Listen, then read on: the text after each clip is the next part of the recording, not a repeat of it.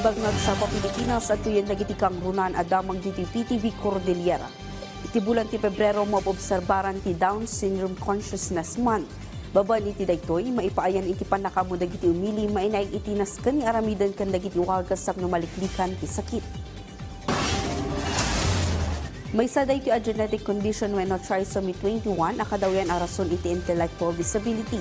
Sigun kadagiti eksperto posible at dumanon iti agingga 55 years old ti lifespan dagiti adan iti Down syndrome depende no apektado ti organs da. Senyalis ti adan iti Down syndrome ti flattened facial profile, upward slanting eyes, small ears, short and small protruding tongue, babasit niya imakan saka. Iti panagadal awan ti pakainaigan dagiti taraon niya ipapaw nagtiin na.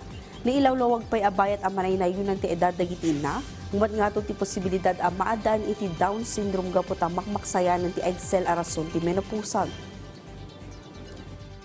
Alamin natin ang kanilang karapatan kasi lahat po tayo, pantay-pantay ang karapatan. And of course, we give information tungkol sa Down syndrome to increase and raise awareness for them. Stop bullying. So iwasan po natin ang diskriminasyon.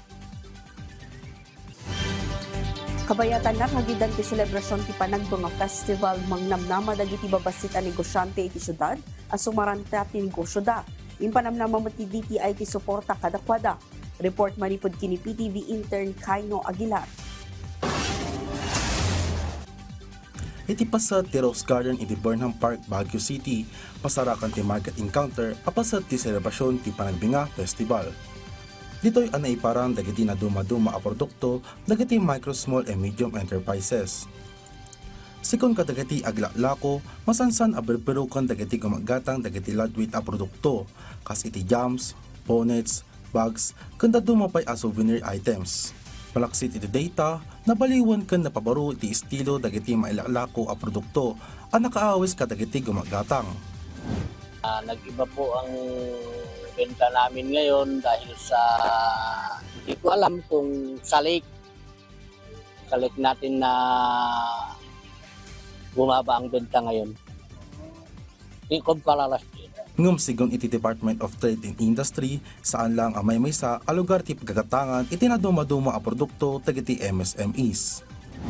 So whether the lake is open or not, people will still go there because Burnham is still Burnham.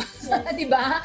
Yan yun, it can stand on its own. Yes, the lake is a very big factor. It's a very big additional component ng Burnham Lake.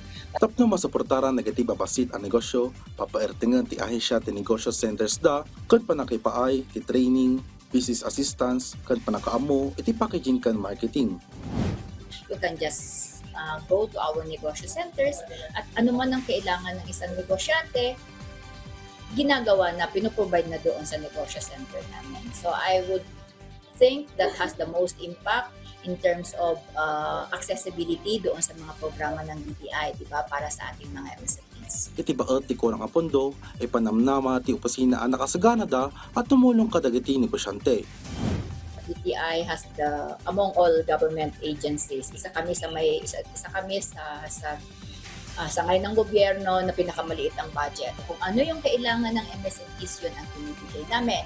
So, meaning from the start of the business name registration, to sabi ko nga, to trainings, capacity building for our MSMEs, skills man yan, or entrepreneurial, binibigay namin hanggang sa makapag-develop na sila ng mga produkto nila or improve yung mga existing na mga produkto nila. Itinagan ni Jasmine Brillantes, Kaino Aguilar, para iti Pambansang TV, iti Baro a Pilipinas. Dagiti kang runa na damdamag diti PTV Cordillera i-like, i-follow ka nag-subscribe iti social media platforms ti PTV Cordillera iti Facebook, TikTok, at YouTube. Para iti PTV balita ko sa probinsya, siya ni Audrey Villana, may bagnal daw.